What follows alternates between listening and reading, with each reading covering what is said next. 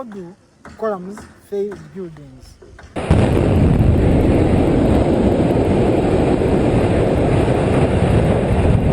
Flow for this classroom, we considered 3.3 meters, implying that when we are designing this column, the effective length for the column will be based on that flow. Now, what happens is, one of the things that we usually calculate is the slenderness of the column. How slender is the column? Now, slenderness is based on the effective length of the column divided by the radius of gyration. That is the equation that we use. Also, we have the equation to determine the radius of gyration, which has a constant, and all other factors that we consider that. Now, after getting that, that is one factor we consider. Number two, we consider the loading. How are we going to load our column? Total loading of external loads, we have usually live loads and dead loads that are going to be inserted here. They usually transferred by the beams to come and reach this column you see. Then number three, we also consider the positioning.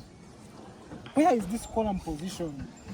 Because the column that is positioned on the edge is designed differently from the column that is positioned on the center, which we can call a critical column, and is different from the column that is maybe positioned on the cantilever area. So the position of the column also matters in the design. Then another factor we consider is the shape. What is the shape of what? Of the column. Is it a circular column? Is it a rectangular column? So all these are the factors we consider when designing what? The column. So after getting the loading in engineering, what happens is you identify the problem so that you see how you can overcome it. Now, some buildings usually fail. So when the buildings fail, we usually know how do columns fail buildings. For example, like this column fails in three main models. Number one, it usually fails in compression, it fails in tension, again it fails in shear.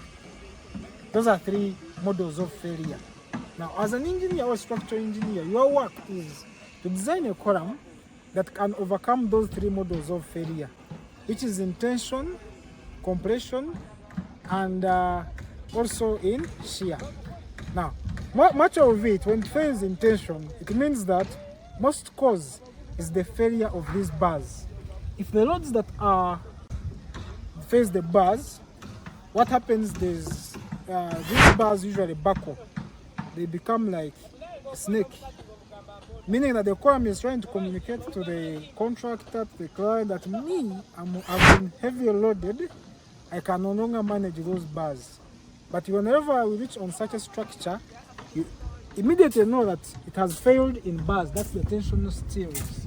They cannot carry those bars, meaning that the designer put small diameter bars that could not carry the inserted loads. That's one cause of failure in columns. Another cause of failure in columns is what you call squashing. It is when the column just collapses, like the concrete nana that has failed. Now that one is caused when the load that has been put on the bar on the column are too much, but the workmanship, the materials, the grade of the concrete that was casted is not enough to carry that loading. Still the column will fail in compression when it has been compressed. That's another failure in columns, which is common. Then another one is that twist that usually happens. The twist is due to these small bars. We call them shear bars. Some call them R8, others call them T8. These ones that tie the column to keep it in shape. If the load can twist this column in that direction, we call it shear. It has failed in shear.